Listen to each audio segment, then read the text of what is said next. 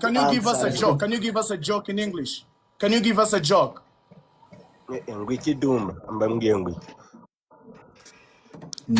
Make them laugh. Mana mwirigwe nari nyuze hano numva mu kuganira menya ko ari ntabwo mba mpanyuze. Bro, what are you talking about? Make us laugh. Make us laugh. Uri n'amacinya kabwera bwera. Uvuga ibintu ndi kumva we urambwira ubusa.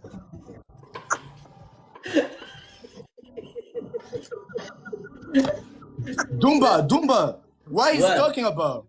What this guy is talking about? He said fuck you. He say what? He said fuck you. He say fuck?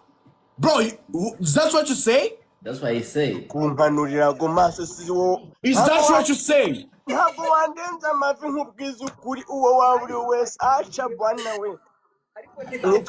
I'm 25. I'm 25 years old. You 70 plus, bro. I'll punch your face. Come. I'll punch your face. I'll punch your face, nigga. Come. I'll punch your face. Don't. Come. I can evade to you. I can home. Bro, I'll punch your face. What are you talking about? Come.